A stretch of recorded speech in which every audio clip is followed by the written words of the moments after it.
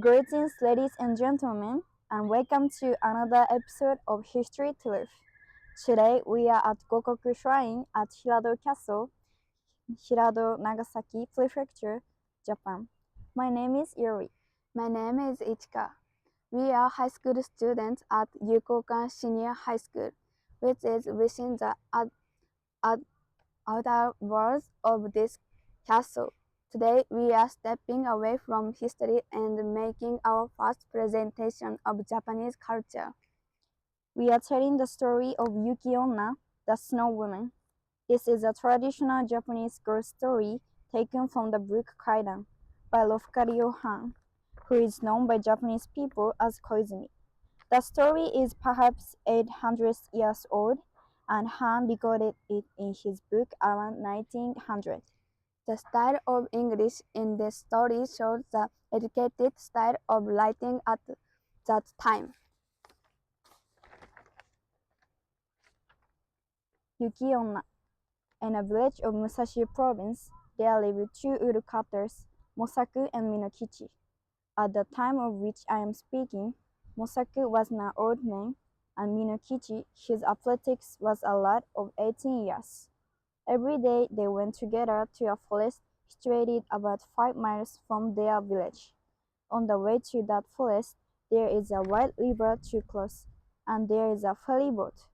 Several times a bridge was built where the ferry is, but the bridge was each time carried away by a flood.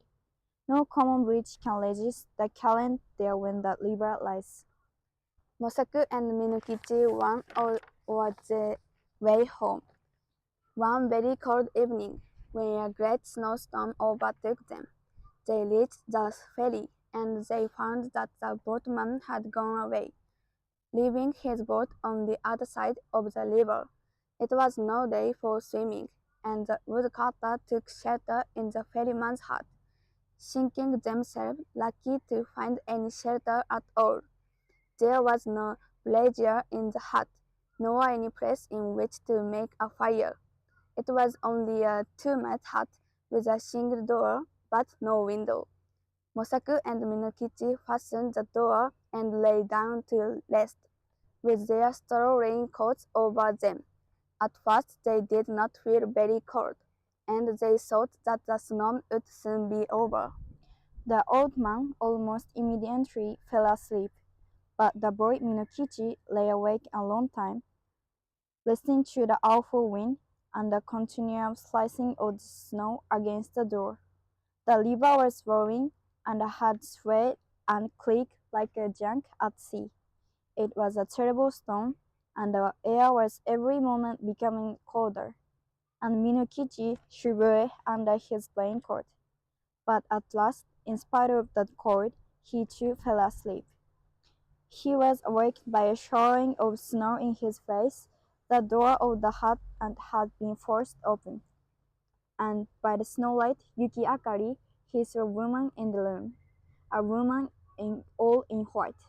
She was bending above Mosaku and blowing her breath upon him, and her breath was like a bright white smoke.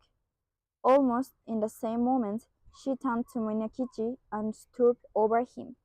He tried to cry out, but found that he could not utter any sound.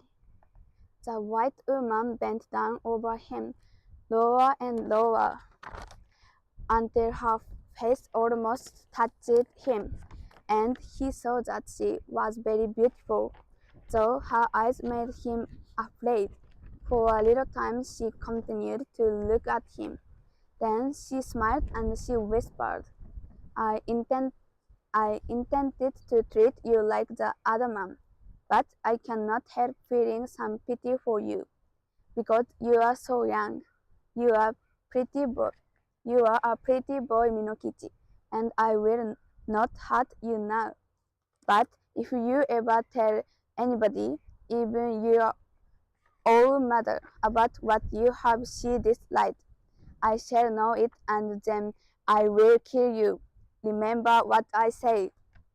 With these words, she turned from him and passed through the doorway. Then he found himself able to move, and he sprang up and looked out. But the woman was nowhere to be seen, and the snow was driving furiously into the hut. Minokichi closed the door and shook it by fixing several bits of wood against it. He wondered if the wind had blown it open. He thought that he might have been only dreaming and might have mistaken the gleam of the snowlight in the doorway for the figure of a white woman. But he could not be sure. He called to Mosaku and was frightened because the old man did not answer. He put out his hand in the dark and touched Mosaku's face and found that it was ice. Mosaku was stuck and dead. By dawn the storm was over, and when the ferryman returned to his station a little after sunrise, he found Minokichi lying senseless beside the frozen body of Mosaku.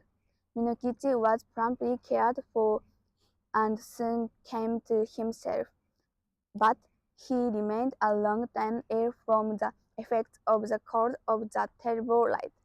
He had been greatly frightened also by the old man's death, but he said nothing about the vision of the woman in white. As soon as he got well again, he returned to his calling, going alone every morning to the forest and coming back at nightfall with his bundles of wood, which his mother helped him to sell. One evening in the winter of the following year, as he was on his way home, he overtook a girl who happened to be traveling by that same road. She was a tall, slim girl, very good looking, and she answered Minokichi's greeting in a voice as pleasant to the ear as the voice of a songbird. Then he walked beside her, and they began to talk. The girl said that her name was Oyuki, that she had lately lost both of her parents, and that she was going to Yedo, where she happened to have some poor relations who might help her to find situation at Saban. Minokichi soon felt charmed by the strange girl, and the more that he looked at her, the handsomer she appeared to be. He asked her whether she was yet betrothed, and she answered laughingly that she was free. Then, in her turn, she asked Minokichi whether he was married or pledged to marry, and he told her that although he had only a widowed mother to support, the question of an honorable daughter-in-law had not yet been considered, as he was very young. After those confidences, they walked on for a long while without speaking. But as the proverb declares, 気があれば目も口ほどに物を言う. When the wish is there, the eyes can say as much as the mouth. By the time they reached the village, they had become very much pleased with each other. And then Minokichi asked Oyuki to rest a while at his house. After some shy hesitation, she went there with him, and his mother made her welcome and prepared a warm meal for her. Oyuki behaved so nicely that Minokichi's mother took a sudden fancy to her and persuaded her to delay her journey to Yedo. And the natural end of the matter was that Yuki never went to Yedo at all. She remained in the house as an honorable daughter-in-law. Oyuki proved a very good daughter-in-law.